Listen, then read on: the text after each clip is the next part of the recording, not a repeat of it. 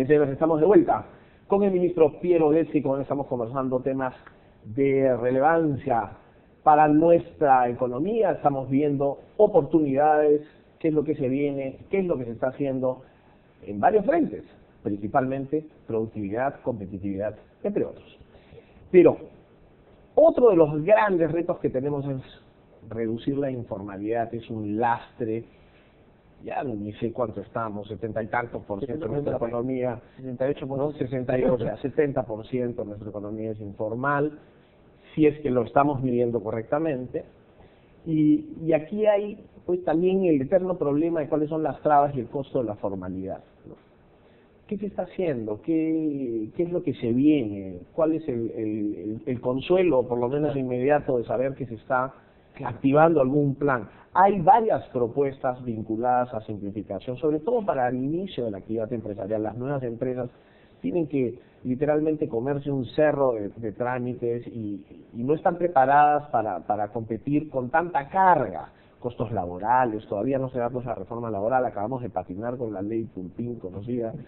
¿Qué se está haciendo? ¿Cuáles son las iniciativas? Yo creo que la informalidad claramente es el gran elefante en el closet en la economía peruana, que por mucho tiempo la hemos aceptado implícitamente y tal vez fue útil, digamos, fue una válvula de escape en los 80, ¿no? Durante la crisis, pero claramente nos está pasando la factura porque también tiene una cultura de informalidad que tiene un costo para el país. Ahora, yo creo que es un fenómeno complejo que como todo fenómeno complejo requiere soluciones un poco más complejas.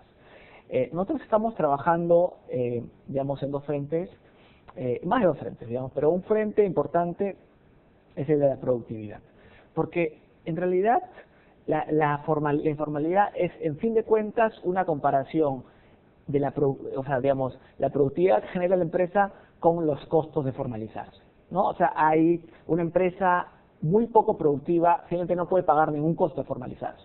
Entonces no se va a formalizar, nunca para impuestos, etcétera. Entonces tienes que en el Perú hay muchísimas, digamos, microempresas que casi no deberían ser empresas porque son unipersonales. Claro, son actividades de subsistencia, porque no existe seguro de desempleo, claro, ¿no? Por supuesto. Pero, digamos, hay otras microempresas, digamos, un poco más dinámicas que sí podrían, digamos, entrar al proceso de formalización. Entonces, lo que estamos haciendo es trabajar en temas de productividad, expansión de productividad.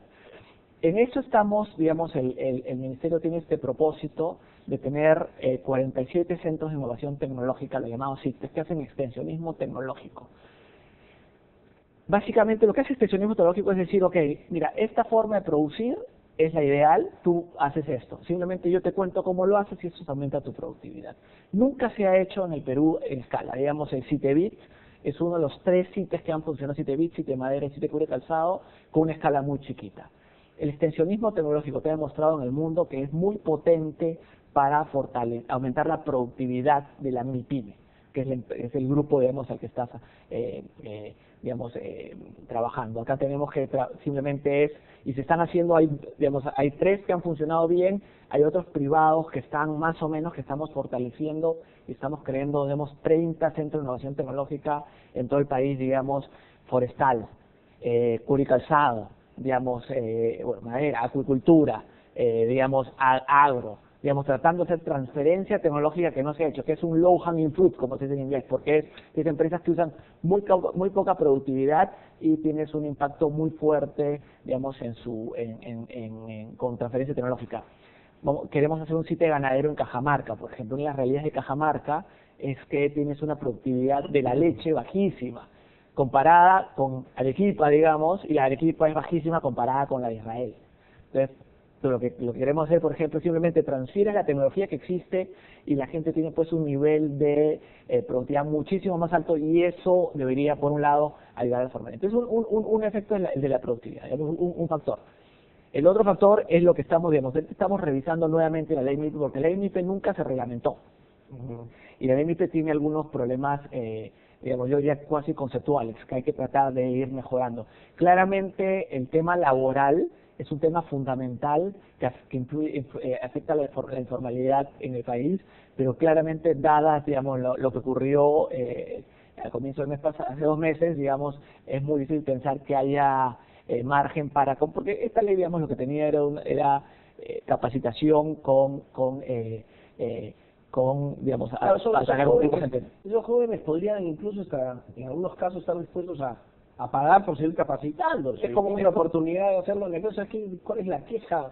Bueno, digamos, siempre hay que respetar opiniones contrarias, pero creo que en este caso es casi como una opinión y otra cosa es ceder, ¿no? Claro, yo creo, si nosotros queremos, mi opinión es que la ley está bastante bien diseñada, que básicamente tenía un componente de capacitación, un componente de atracción, digamos, que las empresas atraigan a los jóvenes, es equivalente a pagar para estudiar. Cuando uno estudia, en la universidad invierte, por supuesto, no es elemental. Además, a esa edad, ¿cuáles son los skills, digamos? Y lo otro, si no te sirve, lo que te muestra es que si tú tienes una educación razonablemente buena, pero después tienes que trabajar en una MIPYME, no vas a lograr aumentar tu capital humano, ¿no?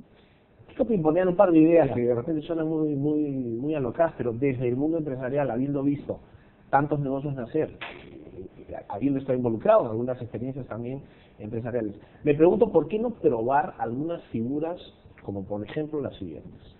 Los primeros 2 años de incorporar una pequeña empresa tienes no 30 sino 90 días para pagar impuestos. Y ya te olvidas del factoring, te olvidas de todas las iniciativas que implican acelerar el proceso de cobranza y el financiamiento de las pequeñas empresas cuando le venden a grandes empresas que de pronto pues se demoran, no sé, 30, 60, 90 días en pagar. Los exoneras de los 30 días, 90 días para pagar los impuestos. Y te olvidas de cualquier otro tal. Segundo, ¿por qué no tener libertad absoluta de contratación, despido, reducción, aumento, incremento personal, sin ningún costo los primeros 2 años? Y las reglas están dadas así. Si la empresa no tiene 2 años de antigüedad, no tienes necesidad de entrar a ningún circuito de leyes laborales que son más enredadas, no sé cuántos regímenes existen, ¿no? Tú sabrás mejor que yo. 19, 20, no sé cuántos existen. Entonces exoneras en esos primeros 2 años que son fundamentales para el inicio de la segunda etapa de una pequeña empresa, ¿no? Cruzar los primeros 2 años, pues se mueren, el 90% de las empresas mueren antes de cumplir 2 años, ¿no? Y si a eso le insertas, yo creo, la presión tributaria y la presión laboral, yo creo que los temas, el primer tema creo que es un tema probablemente más probable, digamos, más fácil de implementar. Impacto de recaudación. Claro, recaudación no pasa exactamente. Sí, yo creo que es uno de, digamos, hay otras cosas que se pueden hacer, pero creo que es una de esas medidas que con poco cambio, digamos, tiene un impacto, podría tener un impacto interesante. Además, no sale nada a nadie, ¿no? O sea, edad de la empresa, tiempo de pago. Tanto. Yo creo que hay otros temas, ¿no? Yo creo que también hay un tema de hay lo que se llama el Valle de la Muerte, ¿no? Por supuesto. Y también no hay capital de riesgo también, ¿no? Pero poco a poco, o sea, el huevo la gallina, ¿no? Yo creo que podría haber más capital de riesgo si hubiera empresas sujetas las opciones, claro, si las opciones de éxito son mayores, claro. Yo creo que ahí el Estado tiene que jugar un rol también en ayudar, matching grants o lo que sea que todavía no tenemos. Creo que todavía puedes completar la gama de fondos concursales que tienes para que eso te permita acompañar a la empresa a lo largo de toda, digamos, hasta que entre, digamos, a una etapa de madurez, ¿no? El tema, yo creo que, como siempre, digamos, ya el siguiente gobierno tendrá que tomar el tema laboral de una manera más integral. Nadie se ha comprado el tema laboral todavía. La gran reforma laboral fue pendiente, ¿no? Yo creo que sí. Yo creo que lo que pasa es que a veces no pensamos mucho en el equilibrio general, en lo que se deja de, digamos, lo que dejan de ganar aquellos que están en informalidad y siendo absolutamente excluidos del mercado laboral formal. Entonces ese tipo digamos de realidades no siempre tienen una voz en el tema político, y eso determina equilibrios. Entonces hay que tener un liderazgo. Digamos, lo que ha pasado, yo diría que en algunas áreas en este gobierno en particular, es que aquellos que no tenían voz son representados. Educación, por ejemplo, ¿no? Los niños por muchos años han recibido muy mala educación y como no tienen voz, digamos, no han sido representados y ahora el gobierno ha tomado políticas educativas un poco más agresivas representando. Entonces yo creo que tiene que pasar en algún momento también con el mercado laboral, pero siempre tiene que ser con un tema de capacitación, porque en última instancia lo que queremos es que nuestros trabajadores ganen más. Porque queremos que sean más productivos, ¿no? Que aumente realmente sus capacidades. Entonces tenemos que ir en varias dimensiones. ¿Pero no crees que el mercado por sí solo tiene las suficientes herramientas para ajustar eso y empezar a buscar yo creo que de mejora de productividad solo por la misma actividad del mercado? No, yo creo que el mercado yo creo que el mercado yo creo en los incentivos siempre. Pero el mercado no siempre te lleva, habiendo estado en, digamos, en un banco en Londres en medio de una crisis financiera, diría que el mercado no siempre lleva un buen equilibrio. Pero eso son ya exageraciones. No, pero pero el mercado te ha llevado negras, pero el mercado te lleva a punto de 12% en gasto de investigación y desarrollo, y el mercado te ha llevado el tráfico que tenemos en Lima, el mercado te ha llevado a educación paupérrima, digamos, privada también. Entonces el mercado no siempre funciona, el mercado casi siempre funciona, pero hay momentos en que hay que acompañar al mercado justamente para trabajar juntos. Y yo creo que en el caso de investigación y desarrollo justamente estamos acompañando al mercado, ¿no? Para solucionar esas pequeñas fallas de mercado que de vez en cuando existen, ¿no?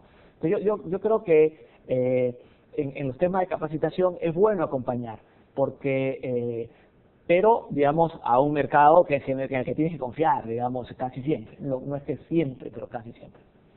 ¿Dirías tú que nos vamos hacia una economía un poquito más planificada? No, planificada no. Yo creo que planificada no. O de intentos, digamos. Yo creo que lo que tenemos que hacer, yo creo que lo que tenemos que tener es, tuvimos un swing, digamos, los 90, los 80 fueron una intervención del Estado mal hecha, los últimos 20, 25 años han sido, digamos, en el cual el Estado no se metió mucho, pero tuvo mucha, digamos, se puso a costado. Yo creo que acá lo que tenemos que hacer, y hemos empezado a hacer en el plan de diversificación productiva, es básicamente que el Estado, por ejemplo, nos hemos sentado en el sector forestal, ¿no? El sector forestal es un sector muy pequeño para la economía peruana. Exportamos 150 millones de dólares versus 6.000 en Chile. Tenemos de nuestras ventajas comparativas naturales. Hace 30 años. Claro, pero nuestras ventajas comparativas naturales, nosotros no hemos empezado todavía, ¿no? Claro. Las ventajas comparativas naturales son mucho más grandes. O sea, ellos demoran, digamos, 10, 11 años en un árbol, en el Perú 7 u 8. Y no tienen el área tampoco. Claro. Entonces nosotros tenemos, entre bosques tropicales, digamos, y área de forestal, tenemos un potencial tremendo. Entonces lo que hemos hecho, hemos creado una mesa forestal, en la cual hemos invitado a todos los sectores, sector privado y sector público.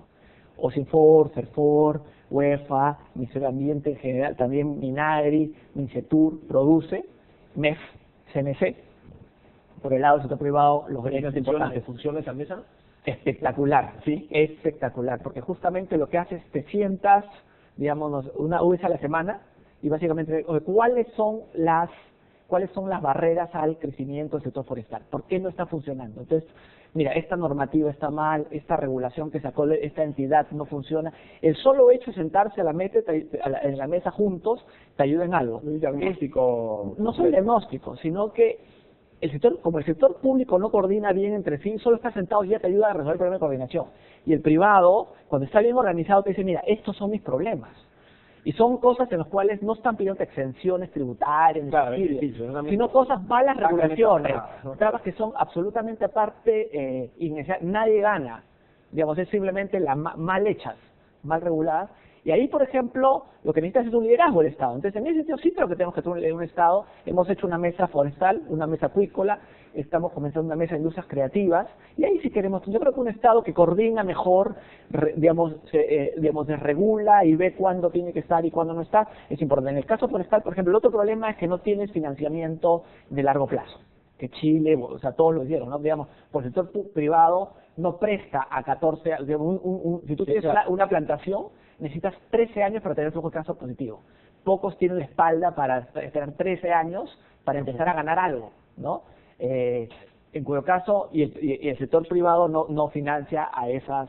Entonces ahí, por ejemplo, COFIDE no tiene que ser subsidiado, simplemente tenemos que empezar, hay fondos extranjeros, verdes, digamos, que pueden ayudar al sector forestal, porque es una externalidad positiva también para la humanidad, digamos. No, pero por supuesto. Claro. Y una vez que entre el sector público inicialmente y después el privado empieza, una vez que, ¿no? Es como el Fondo Mi Vivienda, ¿no? Empiezas a generar, gatillar el proceso de... Ese es uno de los sectores a los que usted forestal, acuícola, creativa. Pero en realidad no tenemos ningún límite. Lo que estamos haciendo es... Nos vienen a buscar, nos cogemos, nos vienen a buscar. El ministro de Agricultura me dijo, oye, sí, el sector forestal puede ser uno de tus motores, ¿no? Llamamos, convocamos y Diana... para el tema de Álvarez Calderón, para el tema de industrias creativas. Y coordinamos y empezamos a ver, y la idea es que, digamos, obviamente tenemos capacidad para hacer 3 o 4 a la vez. Y después, en la medida que se funcione, o se gradúa, o digamos, o se da baja, digamos. Si ves que es un sector que no tiene más, que el problema es que no es competitivo, digamos, y productivo, simplemente ya no sigue, ¿no?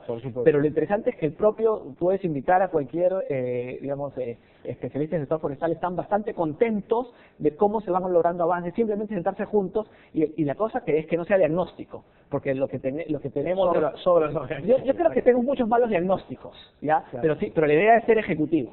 La cosa acá es, por ejemplo, en el sector forestal tenemos una matriz con 20 y tantas barreras, se han resuelto 5, hay 10 por resolver, ¿no? Entonces, esa es la cosa. Y hay esa accountability, como se dice. Correcto, ¿no? claro.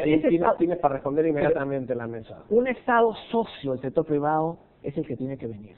No un Estado que se pone costado, como algunos quieren, digamos, que el Estado desaparezca. No, el Estado tiene que ser socio. El Estado es un socio, el Estado no puede desaparecer. Bueno, ya hay socio pues con el impuesto a la renta, ¿no? Es socio siempre, pone semáforos, ¿no? Como decía Ricardo Hassmann, ¿qué miércoles significa que el Estado no existe, que el Estado no esté presente cuando el Estado está siempre, en todos lados? Claro. Tiene que estar, lo importante es que es un Estado que trabaja juntos. Si tú eres un agroexportador, necesitas SENASA. Compro esa idea, pero en la medida pues que trabaje bien, ¿no? Lógico. Son las trabas. Es el único equilibrio posible. Si queremos desarrollar, es la única posibilidad. Un Estado que se pone costado no nos va a llevar al desarrollo económico. Un Estado que solo pone trabas, tampoco.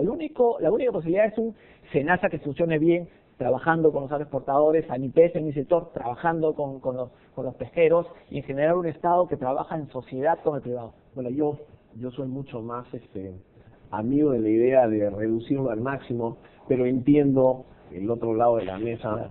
Te ha tocado a ti administrar. En la realidad te das cuenta de que eso existe. Y deben haber muchas papas calientes ahí inevitables que no hay cómo resolverlas, más bien apuntar a mejorarlas, quizás la receta mágica. Quiero agradecerte por tu participación e invitarte a una siguiente oportunidad. Se nos ha quedado un tema importantísimo en el tintero, que es todo el desarrollo de startups tecnológicas, que entiendo también están haciendo un buen trabajo. Un buen trabajo por ahí. Así que lo vamos a dejar para una segunda oportunidad. Muchísimas gracias por venir al programa.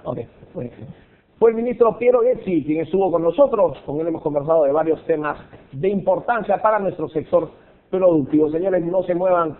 Volvemos tras una brevísima pausa.